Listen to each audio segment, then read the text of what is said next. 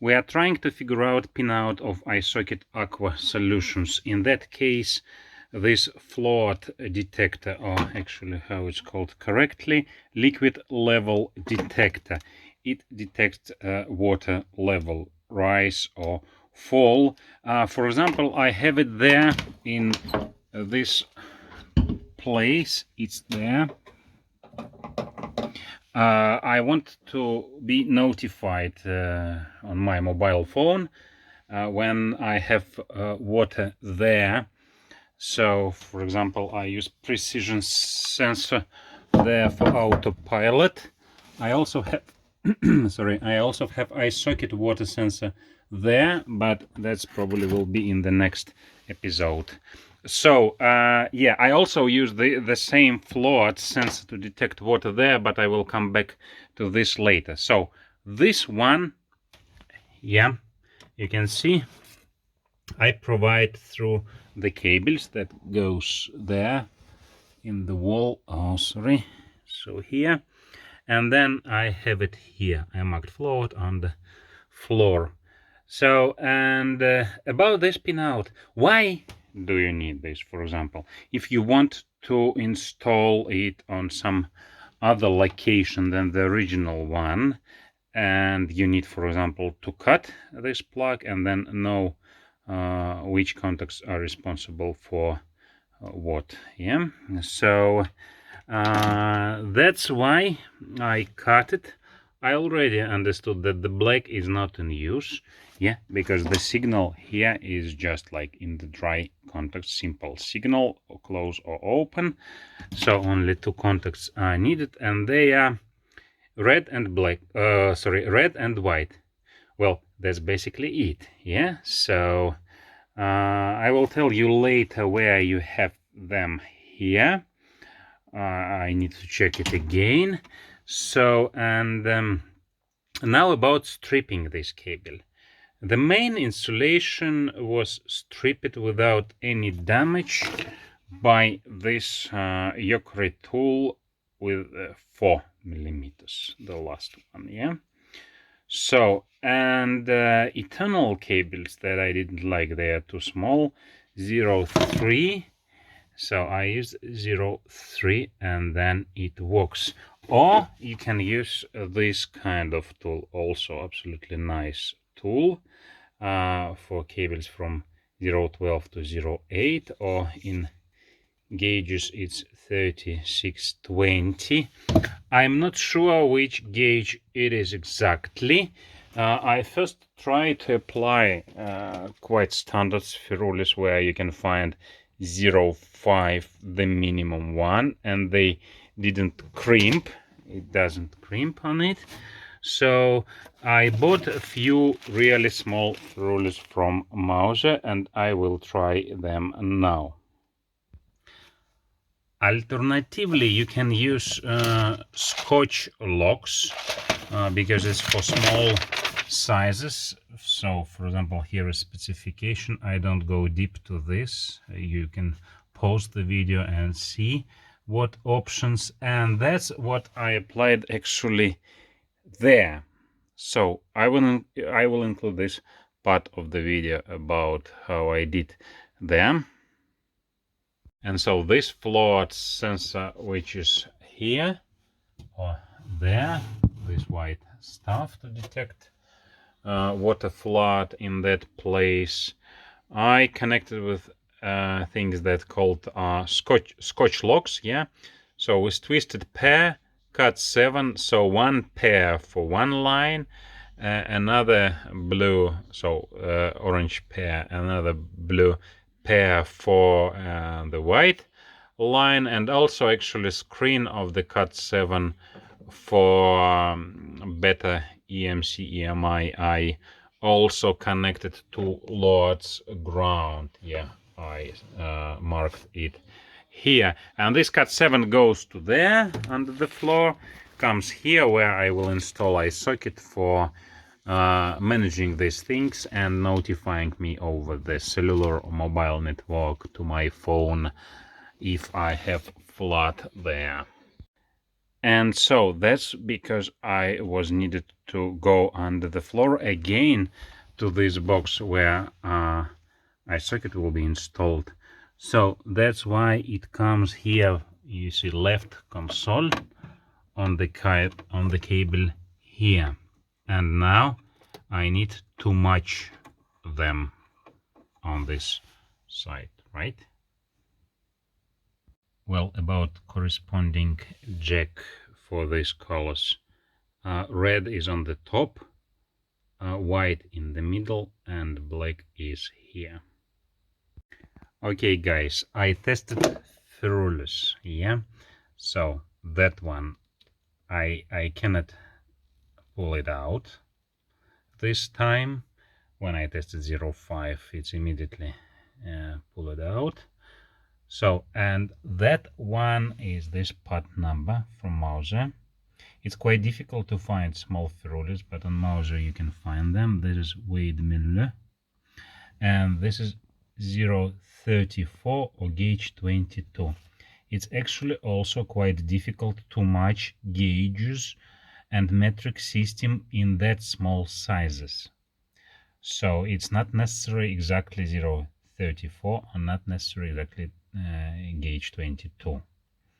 So but that one works. So we are about, I think, 0.35 millimeters or gauge 22 for these cables that I used in the iSocket sensors. And if we look on Scotchlock that I applied there, you have seen they actually starting from gauge 0.4. Yeah, I don't know actually how gauge affects this solution, because I thought that more important the outside diameter. That's about how Scotchlock works. If you don't know, just watch video, not my video, someone else. So, and we have I didn't check what diameter of cables we have. I just plugged them, pushed them, connected, and tested that everything is fine. So, but here I also bought options for 0.25, even 0.14, yeah, but I think that's fine. The one that we used here, 0.34, you can use that one. Okay guys, I will try to crimp 0.25, that part number, or gauge 24, this part number. You can barely see the difference when you look at the whole size.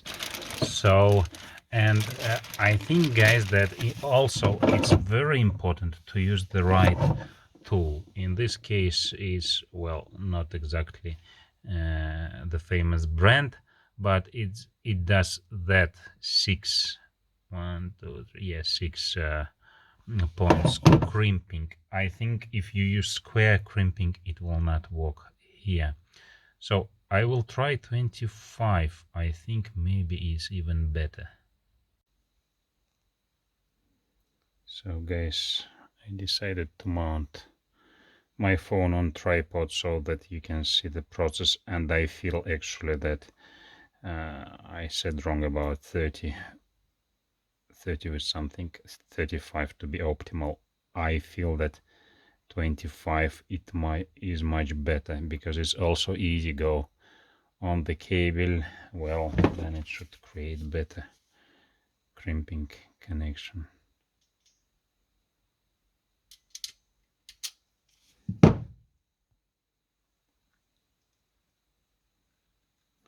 Yeah, you cannot pull it out.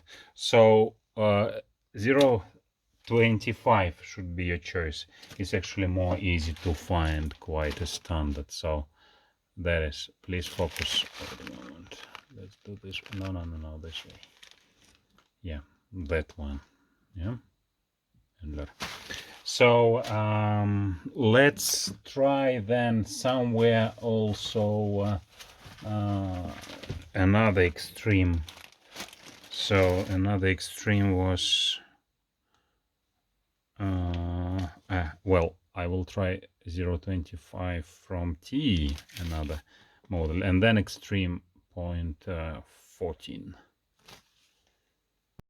actually I don't want to damage what I already did.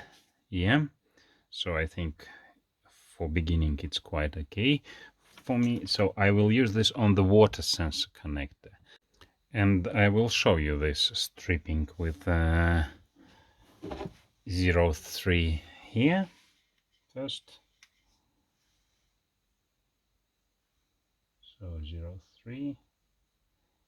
Yeah, maybe the angle of view is not the best one.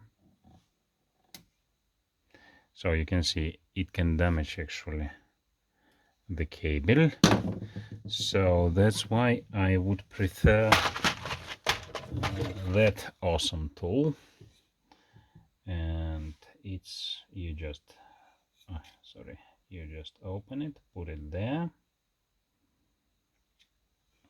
rotate few times, and just pull it. I don't know how it does its magic, but yeah, you have this nice stripping without loss of any cables.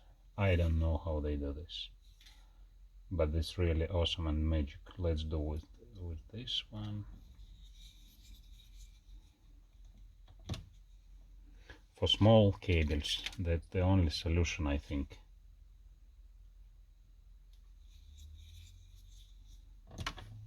Yeah, look. I hope you have seen it there. Yeah, so now we test crimping with extreme size, with extreme 0.14 Ferrules. That part number. Wait a moment. This part number. Guys, after checking these Ferrules, I decided I don't want to test them because I don't want to use them. They are short and they're really tiny, small. It will be difficult to handle them later, so to connect them to something, because they are too small. So it's like the same like you connect the cable. That's why 0.25 is the best choice. 0.25 from T. Let's try them here. Yeah.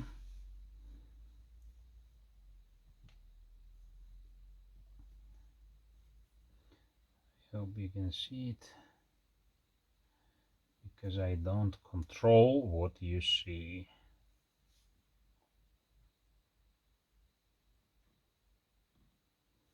Yeah, they fit well. So actually I think you could even use smaller Ferrules, but smaller Ferrules is a problem to handle them later. So it's quite fine. Again, I think it's only when you use this tool with 6 crimping connection. Yeah, so 0.25, that's what you have to use, or something like gauge. Here it says like gauge 23 for T Ferrules, and on Weidmuller it says 0.24. So probably that is the best of all choices, that one. Guys, how I figured out that these two are used? Well, it's quite simple with the tester. Yeah, just with the tester. Yeah, so I will show you here on the new sensor, because I don't want to open this floor again. So as we know, if you followed me in this video, we know that black is not used and black is here. So the contacts that are used, this and the middle, so they are in use. And look, and when I do this way, it doesn't work. Yeah. So, because that is about water level detection. In one position it's closed, in another it's opened. Actually, in the software, in your dashboard, you can make it as you wish, because also when you install it, You can install this way, then when water goes up it will rise it, but you can install this way, then water will rise from that direction. So it's all different positions, so it's up to you how you install it and then configure in your dashboard. I think I also have funny video about detecting beer with that sensor. Yeah, okay, that's another story. If I have, I will include the link. But that's basically all. We know the wiring, we know cable dimensions, stripping tools, and so on. I think you can already like and subscribe. Why not? What do you think? Thanks, bye. In the dog,